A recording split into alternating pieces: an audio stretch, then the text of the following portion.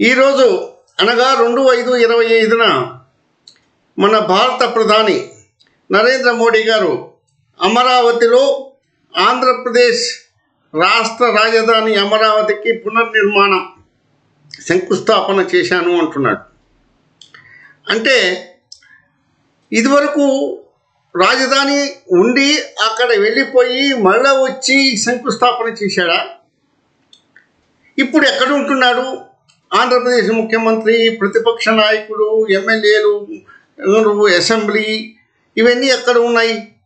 ఇవన్నీ అమరావతిలోనే ఉన్నాయి కదా.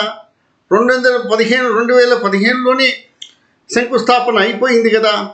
మళ్ళీ ఇప్పుడు ఎందుకు చేశాడు అనేటటువంటిది చాలా ఆశ్చర్యకరంగా కనిపిస్తున్నది. చంద్రబాబు నాయుడు గారు ప్రజల్ని తప్పుదోవ పట్టించటం, ప్రజలకు అర్థమైంది నీకు అర్థం కాదు అంతా నాకే తెలుసు అని చెప్పడానికి కోసం చేశాడో, ప్రతిపక్ష నాయకుడిని విమర్శించడానికి చేశాడో అర్థం కాదు. మౌలికంగా ఆయన చేస్తున్న పని సరి అయింది కాదు. ఎందుకంటే ఈ రోజున నరేంద్ర మోడీ గారిని తీసుకొని వచ్చి ఎన్నో ప్రాజెక్టులకు శంకుస్థాపన చేయటం, ప్రారంభోత్సవాలు చేయటం చేయిస్తే బాగుంటుంది. కానీ ఇవన్నీ చేయకుండా ఆయన ఏం చేశాడు? ప్రథమంగా పునర్నిర్మాణ కార్యక్రమం అని మొదలుపెట్టాడు. అది పునర్నిర్మాణం కాదు, కావటానికి అవకాశమే లేదు. ఇది ప్రజల కోసం కొన్ని వేల కోట్ల ఖర్చు పెట్టి ఒక సమావేశాన్ని, సభను తయారు చేశాడు. ఆ విధంగా చేసి నరేంద్ర మోడీ గారు వచ్చి సుమారు 60,000 కోట్ల పనులకు 18 ప్రాజెక్టులకు శంకుస్థాపన చేసిపోయినాడు. ఇదే సందర్భంలో మీరు గమనించవలసింది ఏమిటంటే, ఆంధ్రప్రదేశ్లో సమాంతరంగా ఎదుగుతున్నటువంటి ఇంకొక ముఖ్యమంత్రికి పవన్ కళ్యాణ్ గారికి చాలా ప్రాధాన్యం ఇచ్చి ఒక బహుమతిని కూడా ఇచ్చి వెళ్ళిపోయినాడు. అంటే ఇప్పుడు ప్రస్తుత పరిస్థితుల్లో మనమంతా ఏమర్థం చేసుకోవాలి? 2 సామాజిక వర్గాల మీద ఆధిపత్యాన్ని ఎవరికి ఇవ్వబోతున్నాను అనేటటువంటి విషయం ఆయన చెప్పకనే చెప్పి వెళ్ళిపోయినాడు. ఈ విధంగా ఆయన ప్రాంతీయ పార్టీల్ని తుడిచిపెట్టే పద్ధతిలో, తుడిచిపెట్టే వ్యవహారంలో, చేయబోతున్నటువంటి పనులలో, చేసిన పనులలో ఇదొక భాగం.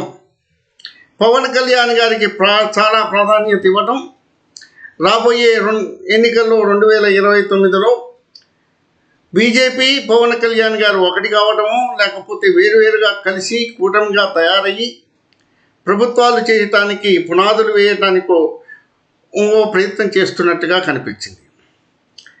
అప్పుడు ఒక సామాజిక వర్గాన్ని పక్కకు నెట్టి ఇంకొక సామాజిక వర్గంతో కలుపుకొని ఆయన ఏదో ఒక విధంగా ప్రాంతీయ పార్టీని తుడిచిపెట్టే పరిస్థితుల్లోకి వచ్చాడు అనేది ప్రజలు తెలుసుకోవాల్సినటువంటి విషయం.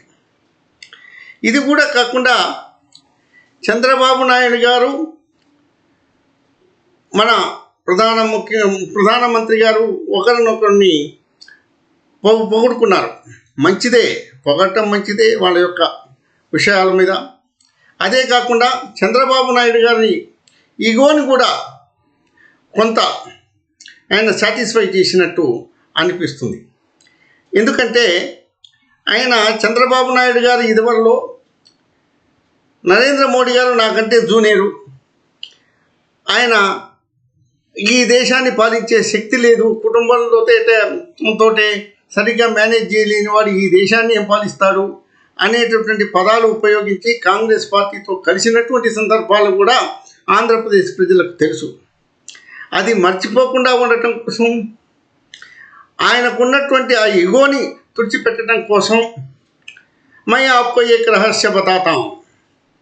ये रहस्य ये है कि मैं उनसे सीख लिया हूँ. इंफॉर्मेशन टेक्नोलॉजी कैसा डेवलप किया, हैदराबाद में कैसा ऊपर लेकर आया, इसके बारे में मैं उनसे सीख लिया हूँ.